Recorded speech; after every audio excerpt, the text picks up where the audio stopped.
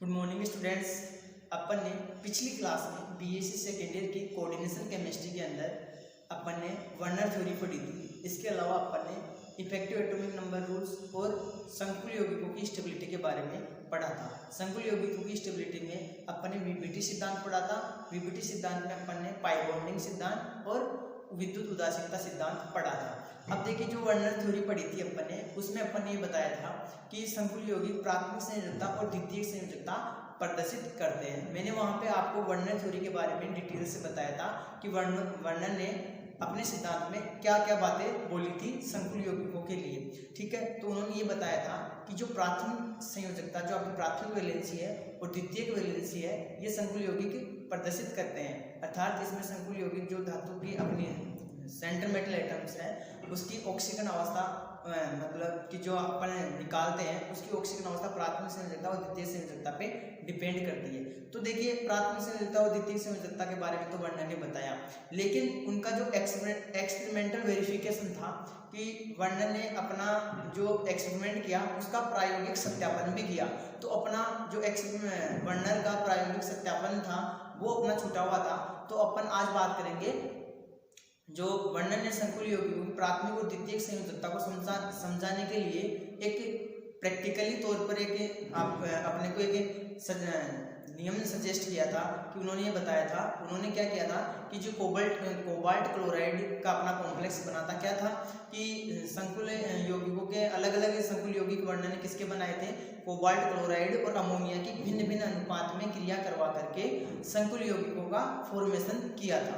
ठीक है, ये चीज अपन ने पढ़ ली थी और यही बताया था कि ये संकुल यौगिक प्राथमिक संयोजकता और द्वितीयक संयोजकता प्रदर्शित करते हैं। ठीक है, अब उन्होंने एक्सपेरिमेंट में क्या कहा, उन्होंने एक्सपेरिमेंट में भी कई चीजें बताई और बताया कि ये कंपाउंड इस प्रकार से जो वैलेंसी होती है वो आपकी प्राथमिक संयोजकता होती है और दूसरी द्वितीय संयोजकता कौन सी होती है, इनको अपन एक बार प्रैक्टिकली समझते हैं। तो वर्नर का जो एक्सपेरिमेंटल वेरिफिकेशन था प्राथमिक संयोजकता और द्वितीय संयोजकता के प्रति, वो क्या था, वो चीज आज अपन देखेंगे। ठीक है, तो देखिए,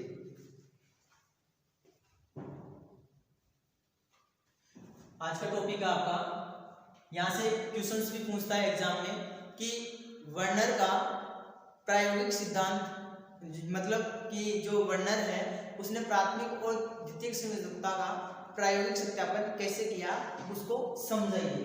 तो देखिए, वर्नर सिद्धांत का प्रायोगिक सत्यापन आज अपन देखेंगे। तो आपका टॉपिक हो जाएगा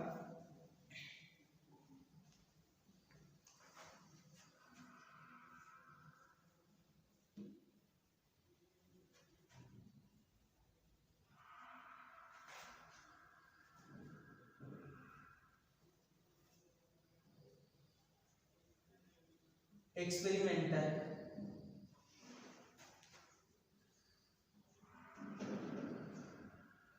वेरिफिकेशन।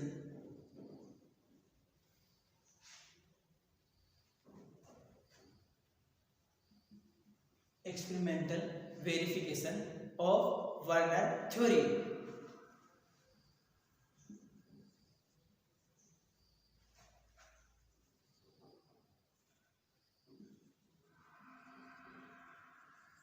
क्लियर है? तो आज का टॉपिक है आपका experimental verification of Werner's theory. तो देखिए, वर्नर ने अपने जो प्रायोगिक अपना वेरिफिकेशन किया, अपने सिद्धांत को वेरीफाइड किया, उसका प्रैक्टिकली तौर पे उसका एनालिसिस किया, तो क्या नियम बताए उन्होंने। तो देखिए, सबसे पहले जो संकुल यौगिक बना था, कौन सा, आपके वर्नर का, वो था आपका कोबाल्ट का कॉम्प्लेक्स था, जिसमें आपके अपने कितने मॉलिक्यूल्स अमोनिया के थे, 6 मॉलिक्यूल अमोनिया के थे। क्या था अपना कॉम्प्लेक्स, COCl3 6NH3। क्या था, COCl3 6NH3। ये एक कोई कोबाल्ट का कॉम्प्लेक्स था। इसमें क्या किया इन्होंने, इसके साथ इन्होंने क्या किया कि जो AgNO3 है, AgNO3 की जितने भी उन्होंने कोबाल्ट क्लोराइड के अपने कॉम्प्लेक्स बनाए थे, उन कॉम्प्लेक्स के साथ AgNO3 की रिएक्शंस करवाई। तो इसके साथ किसकी रिएक्शन करवा दी, AgNO3 की। सिल्वर नाइट्रेट की रिएक्शंस करवाई। तो सिल्वर नाइट्रेट की रिएक्शंस करवाने पर क्या बना वो देखिए। जैसे ही वर्णन ने इसकी रिएक्शंस करवाई तो देखिए क्या बनेगा आपका,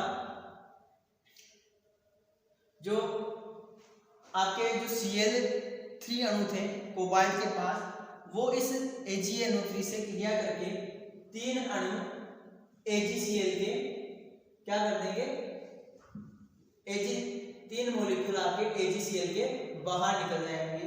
यानी जो AgCl का है वो अपने को श्वेत अवक्षेप प्राप्त होगा, यानी श्वेत पीपीटी बनेगी इसकी। तो इससे क्या निष्कर्ष निकला इस रिएक्शन से, या इस AgNO3 की जो रिएक्शंस करवाई उससे क्या निष्कर्ष निकल के आता है वो देखिए। तो इन्होंने ये बोला कि जो ये संकुल है आपका, ये जो संकुल है, इस संकुल यौगिक में यदि अपन AgNO3 की रिएक्शंस करवाते हैं तो 3 मॉलिक्यूल AgCl के बनते हैं, और साथ में जो भी आपका निकलेगा वो निकल जाएगा। बट उनका प्रैक्टिकली तौर पर यह एनालिसिस था कि जो श्वेत अवक्षेप बन रहा है AgCl का, जिनमें से 3 क्लोरीन जो आपको कोबाल्ट के पास उपस्थित थे वो अलग हो जाते हैं और AgCl का श्वेत पीपीटी बनती है। तो उन्होंने ये बोला कि जो ये 3 क्लोरीन एटम है ये कोबाल्ट की प्राथमिक संयोजकता को रिप्रेजेंट करते हैं। ठीक है, ये क्या करते हैं, AgCl की प्राथमिक संयोजकता को रिप्रेजेंट करते हैं। तो देखिए 3 क्लोरीन परमाणु आपके अलग हो गए। तो ये तीनों क्लोरीन परमाणु जो कोबाल्ट से जुड़े हुए हैं वो आयनिक प्रकृति के होते हैं, आयनिक प्रकृति के होते हैं, तभी तो ये AgCl3 आपका अलग हो गए। 3 क्लोरीन अणु है आपके कोबाल्ट के साथ जुड़े हुए थे, वो आयनिक प्रकृति के होने की वजह से आपके क्या हो गए, अलग हो गए। और आयनिक प्रकृति वाली जो आयनिक प्रकृति के होते हैं उनको अपन ने किस कैटेगरी में रखा है, वर्णन ने किस कैटेगरी में रखा था कि जो प्राथमिक संयोजकता से जुड़े हुए कंपाउंड होते हैं वह आपके आयनिक प्रकृति के होते हैं। तो जैसे Cl3 अलग हुआ तो ये तीनों क्लोरीन परमाणु कैसी प्रकृति के हैं, आयनिक प्रकृति की है, आयनिक प्रकृति के है। साथ ही इन्होंने बोला कि इसी की वजह से आपकी जो कोबाल्ट की ऑक्सीजन अवस्था है वो +3 होती है। ठीक है, तो इसकी ऑक्सीजन अवस्था कितनी होगी कोबाल्ट की, +3। और वैलेंसी जो तीनों क्लोरीन परमाणु जुड़े हुए हैं वो प्राथमिक वैलेंसी को प्रदर्शित करेंगे, और साथ में ही ये बोला कि ये आयनिक प्रकृति के होते हैं। ठीक है, क्लियर है। साथ ही फिर ये भी बोला कि जो 6 अमोनिया के अणु है, 6 अमोनिया के अणु है वो संकुल यौगिक की द्वितीयक संयोजकता को प्रदर्शित करते हैं, जो संकुल यौगिक के साथ यानी कोबाल्ट के साथ उपसहसंयोजक बंध बनाते हैं। आई बात समझ में। और इसकी जो संरचना है वो कैसी होती है देख लीजिए। वो जो आपके अमोनिया की संरचना कोबाल्ट से कैसे जुड़ेगा, तो देखो ये आपका कोबाल्ट का मॉलिक्यूल्स है, सेंट्रल मेटल एटम आपकी क्या है, कोबाल्ट है। जो अब अमोनिया बॉन्ड बनाएगा वो इससे बनाएगा उपसहसंयोजक बंध, और 6 अणु इस कोबाल्ट के चारों तरफ जुड़े हुए इस प्रकार से अरेंज रहते हैं। ये बताया वर्णन ने, किसमें बताया, अपने प्रैक्टिकली एक्सपेरिमेंट में। ठीक है,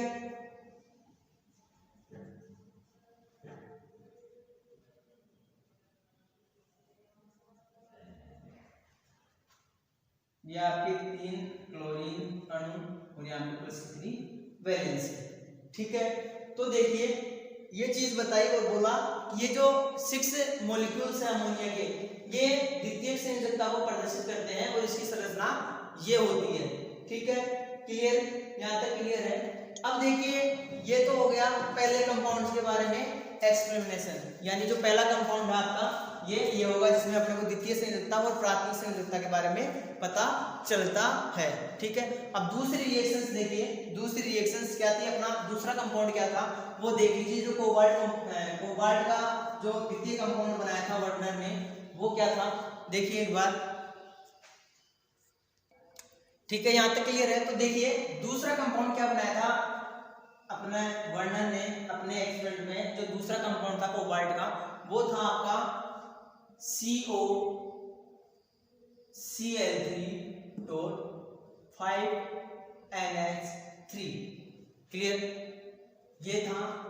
अगर अपन इसकी अभिक्रिया किससे करवा दें, AgNO3 से, किससे करवा दें, AgNO3 से, तो देखो क्या बनेगा प्रोडक्ट।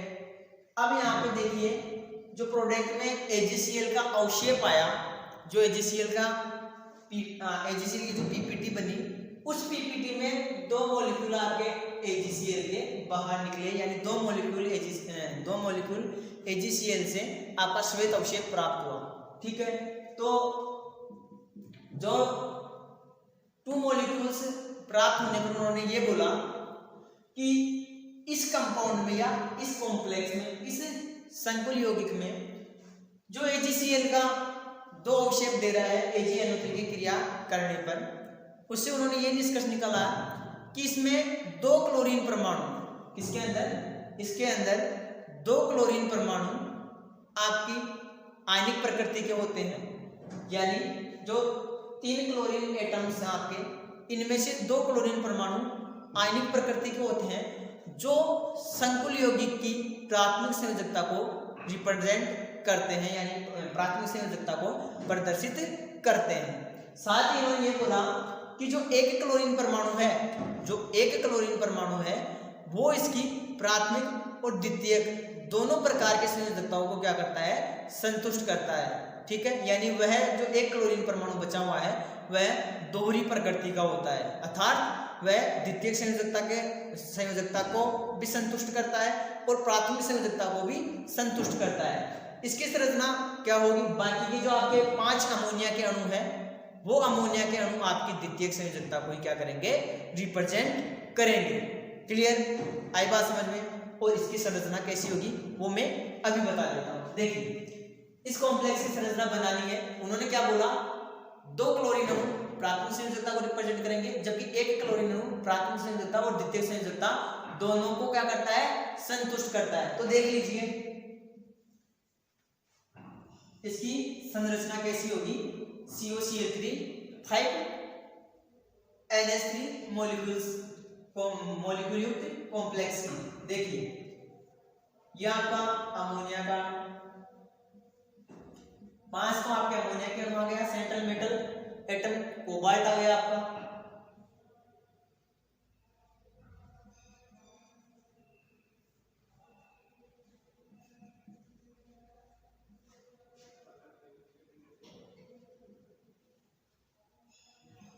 तो देखो यहाँ पे जो क्लोरीन अणु है वो भी कोबाल्ट से जुड़ा हुआ है, इसके अलावा आपके 5 मॉलिक्यूल अमोनिया के हैं।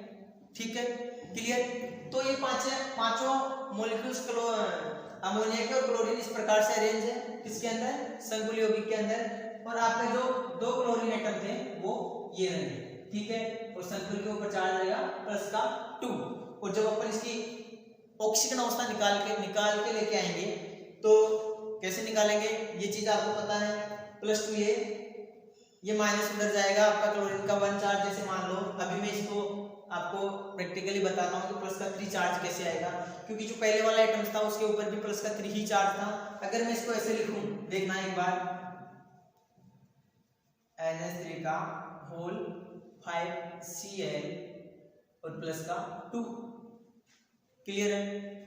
तो देखो इसकी निकालेंगे अपन ऑक्सीडेशन स्टेट को, कैसे निकालेंगे, इसको X मान लेंगे। यहाँ पे क्या होगा, अमोनिया न्यूट्रल लिगेंड है, उदासीन लिगेंड है, इसके ऊपर चार्ज नहीं होता है, तो चार्ज क्या होगा, 0 होगा, इंटू 5 अमोनिया है, क्लोरीन के ऊपर चार्ज कितना होता है, -1 होता है। ठीक है, इक्वल टू +2, तो X +0 +-1 +2, तो X ये माइनस का इधर जाएगा तो +1 हो जाएगा, तो +2 और +1 क्या आ गया, +3। तो देखो ये +3 चार्ज निकल के आ रहा है, वो संकुल की प्राथमिक संयोजकता को ही रिप्रेजेंट करता है। अपन ने ऑक्सीजन अवस्था निकाल के देखी अभी, ये ऑक्सीजन अवस्था क्या रिप्रेजेंट करती है कि जो +3 चार्ज है वो आपका कोबाल्ट संकुल के ऊपर है, तो +3 चार्ज है वो किसके ऊपर है, कोबाल्ट संकुल के ऊपर है। आई बात समझ में? तो ये कोबाल्ट का +3 चार्ज किसको रिप्रेजेंट करता है, इसकी प्राथमिक संयोजकता को रिप्रेजेंट करता है। अब +3 चार्ज कैसे निकल के आया, जो +3 चार्ज निकल के आया उसमें क्लोरीन की भूमिका भी है, और आपके संकुल यौगिक के ऊपर जो चार्ज है उसकी भी क्या है, भूमिका है।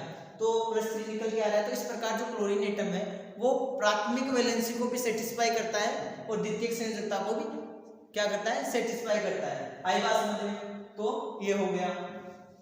तो मेरा कहने का मतलब क्या था, तो ये स्ट्रक्चर बनी, तो दो क्लोरीन अणु आपके आयनिक प्रकृति के हैं, Cl2- बाहर निकल रहा है आपका, तो AgCl का श्वेत अवशेष प्राप्त हो रहा है आपको।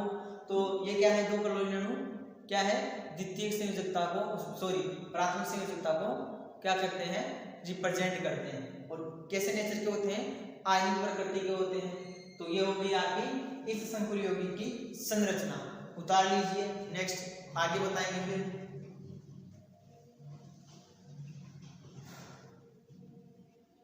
हो गया, आगे देखिए।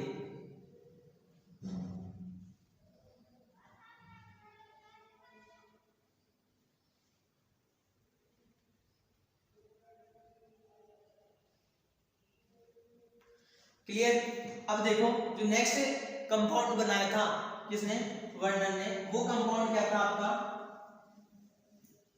वो कंपाउंड था, यहां पे उन्होंने 4 मॉलिक्यूल अमोनिया के लिए थे, बाकी का आपका, सॉरी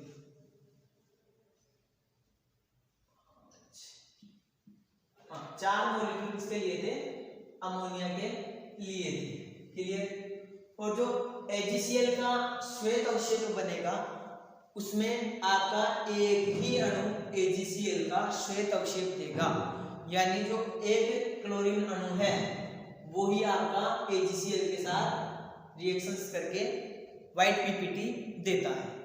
आई बात समझ में? तो इससे क्या निष्कर्ष निकला, पहले क्या था, पहले शुरू में आपके 3 मॉलिक्यूल्स AgCl की व्हाइट पीपीटी दे रहे थे, उससे नेक्स्ट वाले में 2 मॉलिक्यूल AgCl की व्हाइट पीपीटी दे रहे थे। अब की बार एक मॉलिक्यूल ही क्या कर रहा है, AgCl के साथ क्या कर रहा है, व्हाइट पीपीटी दे रहा है। तो देखिए इसमें क्या हुआ, इसमें जो AgCl का जो एक एटम्स है, जो क्लोरीन परमाणु है, इन 3 क्लोरीन परमाणुओं में से आपका एक क्लोरीन परमाणु वो आयनिक प्रकृति का होता है, और वह संकुल यौगिक की प्राथमिक संयोजकता को क्या करता है, रिप्रेजेंट करता है। क्लियर है? क्लियर यहाँ तक? जबकि बाकी के जो 2 मॉलिक्यूल्स हैं, 2 अणु हैं, वह संकुल यौगिक की प्राथमिक संयोजकता को और द्वितीयक संयोजकता को, दोनों को क्या करते हैं, संतुष्ट करते हैं। क्लियर? ठीक है यहाँ तक? आगे देखिए, जो इसकी संरचना है उसकी भी बात करते हैं। तो देखिए, इसकी संरचना की बात कर रहे थे अपन, तो संरचना क्या होगी, देखो यह आपका सेंट्रल मेटल एटम कोबाल्ट हो गया, इसके साथ कितने अणु जुड़े हुए हैं, जो द्वितीय संयोजकता की तरह बिहेव करते हैं और प्राथमिक संयोजकता की तरह भी बिहेव करते हैं, 2 क्लोरीन एटम। तो देख लीजिए,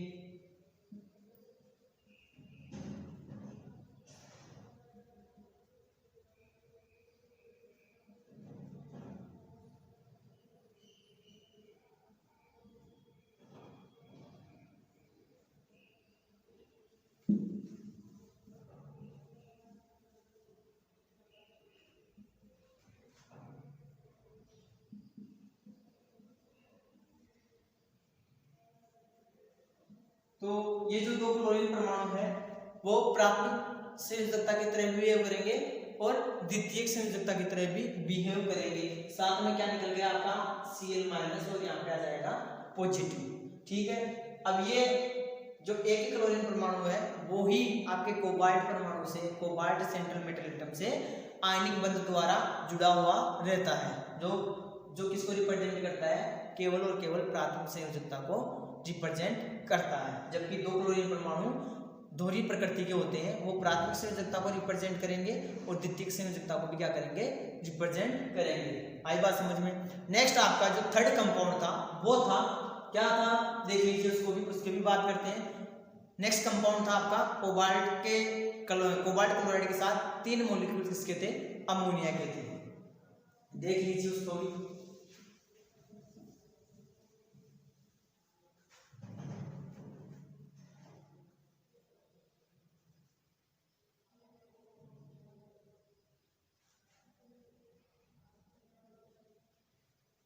ठीक है, तो देखिए यहाँ पे क्या होगा, यहाँ पे देखिए जैसे अमोनिया के साथ रिएक्शंस होगी किसकी, इन 3 मॉलिक्यूल्स की अपन अमोनिया से रिएक्शंस करवाएंगे तो जो कोबाल्ट क्लोराइड का कॉम्प्लेक्स है वो AgNO3 की रिएक्शंस करवाएंगे किसके साथ, इस संकुल यौगिक के साथ, तो आपका एक भी परमाणु AgCl का मुक्त नहीं होगा, यानी AgCl के साथ कोई भी व्हाइट पीपीटी नहीं आएगी, यानी ये संकुल यौगिक AgNO3 के साथ रिएक्शंस करके श्वेत अवक्षेप नहीं देता है। क्यों नहीं देगा, इसका रीजन भी आपको अभी पता चल जाएगा। तो रिएक्शंस नहीं होगी, नो रिएक्शन, क्लियर, और नो व्हाइट पीपीटी भी नहीं देता है।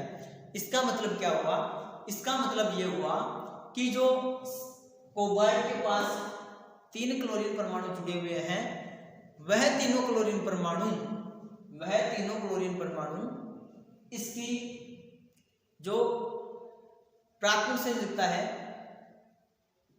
उसके साथ जो आयनिक बंध बनाते हैं वो नहीं बना रहे हैं। कहने का मतलब ये है कि जो ये तीनों क्लोरीन परमाणु है वो कोबाल्ट के साथ आयनिक बॉन्ड नहीं बनाते हैं। आई बात समझ में, तो आयनिक बॉन्ड नहीं बनाते हैं तो इन तीनों क्लोरीन परमाणुओं का जो नेचर होगा वो कैसा होगा, यानी ये कौन सी संयोजकता को सेटिस्फाई करेंगे, तो ये तीनों क्लोरीन परमाणु प्राथमिक संयोजकता और द्वितीयक संयोजकता दोनों को क्या करेंगे, सेटिस्फाई करेंगे, दोनों को संतुष्ट करेंगे, यानी ये प्राथमिक संयोजकता की तरह भी बिहेव करेंगे और द्वितीयक संयोजकता की तरह भी बिहेव करेंगे। आई बात समझ में। जबकि जो आपके 3 अमोनिया के अणु है वो उप संयोजक बंध के साथ कोबाल्ट से जुड़े हुए रहते हैं और कोबाल्ट के साथ किसको रिप्रेजेंट करेंगे, केवल और केवल द्वितीयक संयोजकता को प्रदर्शित करेंगे। तो कुल मिला के जो AgCl का श्वेत अवक्षेप नहीं आया, इसका मतलब ये आयनिक प्रकृति के नहीं है। आयनिक प्रकृति के नहीं है तो पूर्ण रूप से प्राइमरी वैलेंसी को भी रिप्रेजेंट नहीं करते, केवल प्राथमिक और द्वितीयक दोनों प्रकार की संयोजकताओं को क्या करेंगे, सेटिस्फाई करेंगे। ठीक है, क्लियर है। इसकी संरचना की भी बात करते हैं, तो देखिए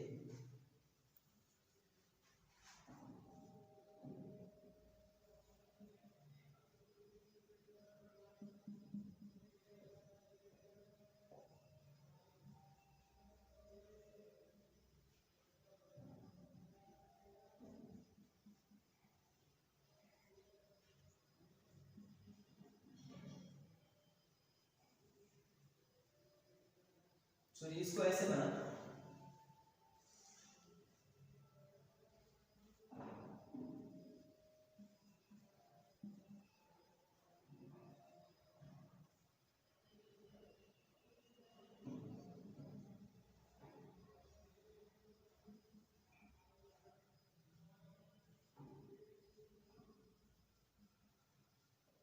क्लियर।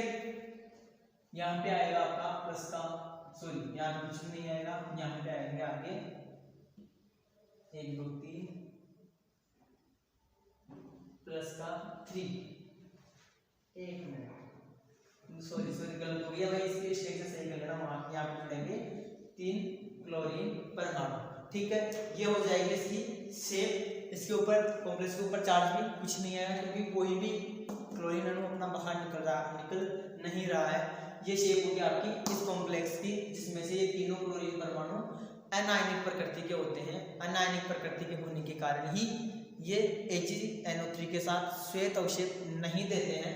साथ ही जो ये तीनों क्लोरीन एटम्स हैं ये प्राथमिक संयोजकता को और द्वितीयक संयोजकता को दोनों को ही रिप्रेजेंट करते हैं। क्लियर है। ये था आपका संकुल यौगिकों के वर्णन सिद्धांत का प्रायोगिक सत्यापन। क्या कि वर्णन ने प्राथमिक और द्वितीयक संयोजकता को परिभाषित भी किया और संकुल यौगिक में प्राथमिक संयोजकता और द्वितीयक संयोजकता के अंदर डिफरेंस भी बताया, और उन प्राथमिक संयोजकता और द्वितीयक संयोजकता के लिए प्रैक्टिकली एक्सपेरिमेंट करके ये भी बताया कि ये आपकी प्राथमिक संयोजकता होती है, इस कारण से इसका नेचर ऐसा होता है, और ये आपकी द्वितीयक संयोजकता होती है। ठीक है, तो ये था experimental verification of Werner theory. ठीक है, क्लियर है। अब अगर अपन आगे दूसरी बात करते हैं, तब तक आप इसको उतार लीजिए। ठीक है, आगे बात करते हैं। जो एग्जाम में एक बार आपसे क्वेश्चन पूछ लेता है छोटे क्वेश्चंस के अंदर कि उपसंयोजक एंटिटी क्या होती है, या कोऑर्डिनेशन एंटिटी क्या है, एंटिटी क्या है, कोऑर्डिनेशन एंटिटी क्या होती है, ऐसा भी एग्जाम में छोटा क्वेश्चन पूछा जाता है। तो देखिए कोऑर्डिनेशन एंटिटी क्या होती है, या उपसंयोजक एंटिटी भी बोलते हैं इसको। क्वेश्चन पूछता है उपसंयोजक एंटिटी क्या होती है, तो देख लीजिए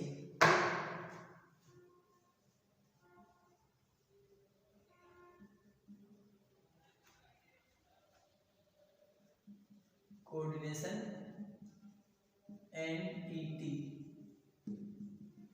क्लियर, कोऑर्डिनेशन एंटिटी क्या होती है।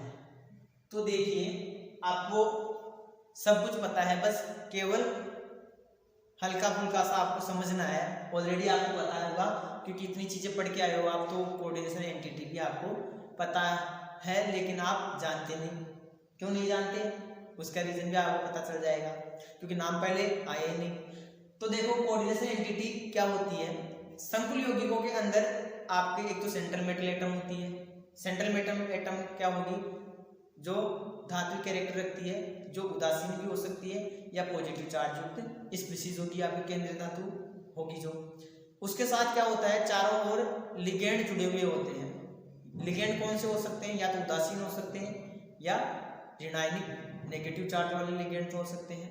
तो इनमें जो केंद्रीय धातु परमाणु तो क्या करता है, आपका इलेक्ट्रॉन्स ग्रहण करने की टेंडेंसी रखता है, जबकि लिगेंड क्या करता है, इलेक्ट्रॉन्स डोनेट करने की टेंडेंसी रखता है। ठीक है, तो देखो सेंट्रल मेटल एटम को और लिगेंड्स को जिसके अंदर अपन रिप्रेजेंट करते हैं, जिस ब्रैकेट के अंदर अपन जिसको उनको रिप्रेजेंट करते हैं, उसी को अपन क्या करते हैं, coordination entity, sorry coordination entity या उपसंयोजक एंटिटी कहते हैं। अब उपसंयोजक यह एंटिटी आपकी उदासीन भी हो सकती है, ऋणायनिक भी हो सकती है और धनायनिक भी हो सकती है। कैसे, देखिए एग्जांपल,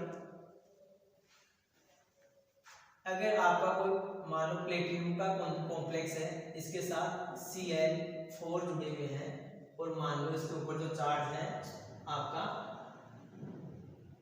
माइनस का 2 मान लो, ये माइनस मान लो, सॉरी ज्यादा हो जाएगा चार्ज, तो माइनस का 2 मान लो। ठीक है, क्लियर। तो कॉम्प्लेक्स के ऊपर नेगेटिव चार्ज है और आपका ये संकुल यौगिक है, तो ये एंटिटी आपकी क्या होगी, ये एंटिटी होगी आपकी ऋणायनिक एंटिटी। क्या होगी, ऋणायनिक एंटिटी। ठीक है, नेगेटिव एंटिटी, इसको क्या बोलेंगे, ऋणायनिक एंटिटी। क्लियर। अगर मान लो आपके संकुल यौगिक ऐसे मान लो पॉजिटिव चार्ज वाला हो, जैसे कोबाल्ट का कॉम्प्लेक्स ले लेते हैं, इसके ऊपर चार्ज आपका प्लस का 3। क्लियर। तो ये क्या होगी आपकी धनायनिक एंटिटी। क्या होगी, एंटिटी तो यही है आपकी। एंटिटी के अंदर अपन क्या कर रहे हैं, कोबाल्ट को और आपके जो लिगेंड्स है वो धातु है, दोनों को कोष्टक के अंदर रिप्रेजेंट कर रहे हैं, और कोष्टक के ऊपर आपका प्लस का 3 चार्ज है, तो इसको क्या बोलेंगे अपन, धनायनिक एंटिटी। ये हो गई आपकी ऋणायनिक एंटिटी। ऐसे ही मान लो आपकी एक और एंटिटी उदासीन एंटिटी। उदासीन एंटिटी क्या होगी, देख लीजिए, ये आपका कोई मेटल्स है, मान लो आयरन का वोल्ट राइज है और कार्बन दोनों कार्बोनिल लिगेंड्स है जिसके 12 मॉलिक्यूल्स है, तो संकुल यौगिक के ऊपर कोई चार्ज नहीं है, मेटल्स पे आपकी क्या है, न्यूट्रल अवस्था में है। ठीक है, तो इसके ऊपर कोई चार्ज नहीं है, तो ऐसी एंटिटी को अपन क्या बोलेंगे, उदासीन एंटिटी। क्लियर है, यहाँ तक क्लियर है। तो आपको एंटिटी के बारे में पता चल गया कि कोऑर्डिनेशन एंटिटी क्या होती है। ये ऋणायनिक एंटिटी आपकी, धनायनिक एंटिटी और उदासीन एंटिटी होती है। उतार लीजिए।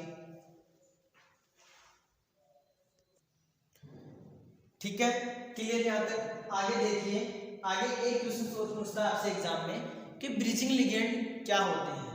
ब्रिजिंग लिगेंड क्या होते हैं, यहाँ से भी एक छोटा क्वेश्चन बनता है, आपसे परिभाषा पूछ लेता है, तो आपको वहाँ पे ब्रिजिंग लिगेंड की डेफिनेशन देनी है और ब्रिजिंग लिगेंड के एग्जाम्पल देने हैं। ठीक है, तो देखिए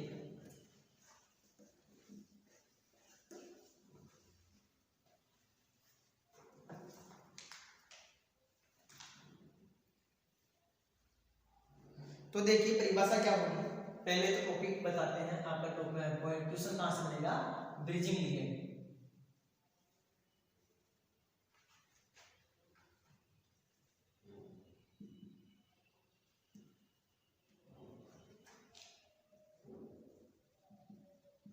ब्रिजिंग लिगेंड, तो देखिए ब्रिजिंग लिगेंड क्या होते हैं। तो देखो जब आपका कोई लिगेंड एक से अधिक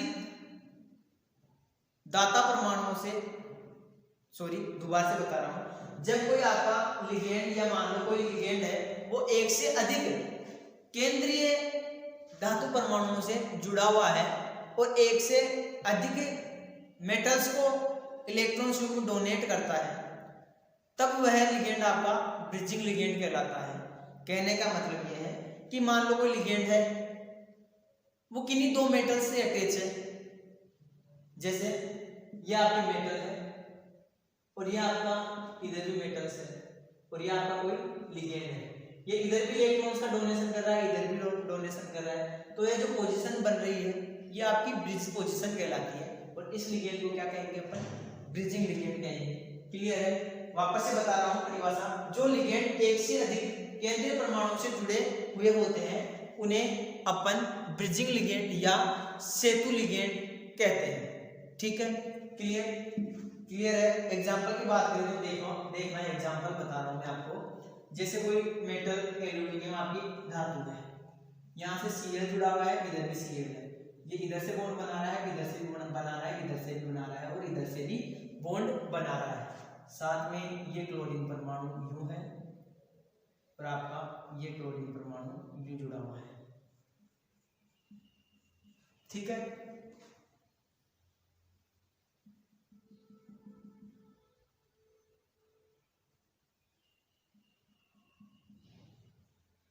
क्लियर?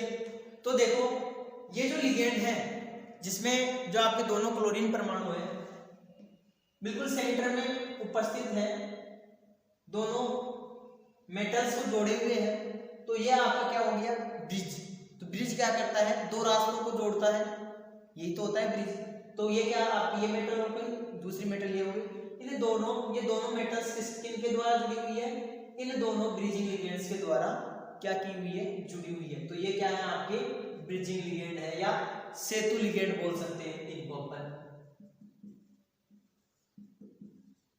Bridging ligand.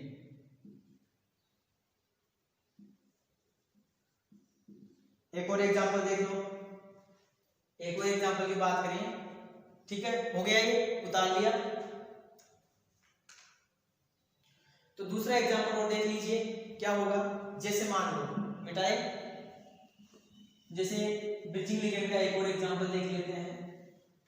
जैसे आपकी कोई धातु है मेटल, इधर भी आपकी दूसरी मेटल, यहाँ पे आपका CO लिगेंड जुड़ा हुआ है, इधर भी CO लिगेंड है और यहाँ पर भी क्या है, ये CO लिगेंड है। ठीक है,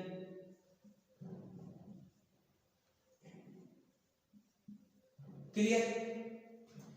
तो यहाँ पे देखिए, यहाँ पे क्या होगा, जो आपका CO लिगेंड है सेंटर वाला ब्रिज वाला कौन सा होगा, ये आपका ब्रिजिंग लिगेंड होगा।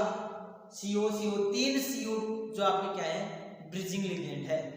ठीक है, तो ये क्या है आपके, ये तीनों ब्रिजिंग लिगेंड है। क्यों है, क्योंकि इन दोनों मेटल्स को इन तीन लिगेंड्स द्वारा ये तीनों लिगेंड्स जो आपके CO लिगेंड है इन दोनों मेटल्स को आपस में जोड़े हुए हैं, इसलिए इनको क्या बोलते हैं, ब्रिजिंग लिगेंड कहते हैं। क्लियर है?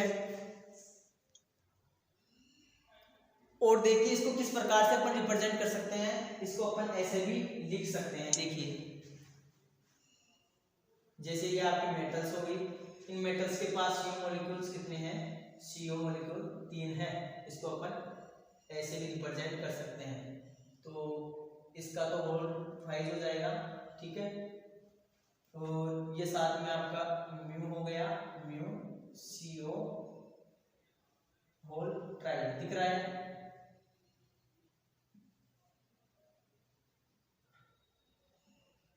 दिख रहा है यहाँ तक?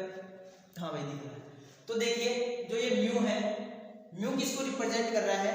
ये जो म्यू है, ये म्यू इसके ब्रिजिंग लिगेंड को रिप्रेजेंट कर रहा है। ये जो 3 CO लिगेंड है आपके, ये 3 CO लिगेंड है वो ब्रिजिंग लिगेंड है। और ये बाकी के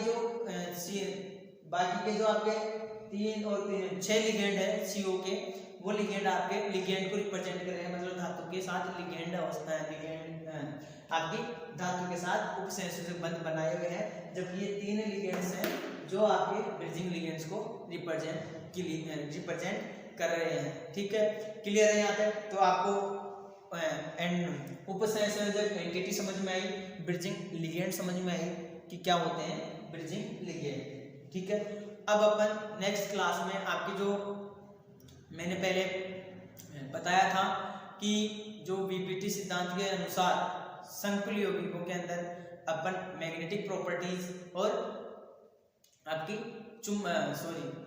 मैग्नेटिक प्रॉपर्टी और ज्यामिति की व्याख्या वीबीटी के अनुसार अपन कॉम्प्लेक्स की कैसे करेंगे, उसके बारे में अपन नेक्स्ट क्लास में देखेंगे।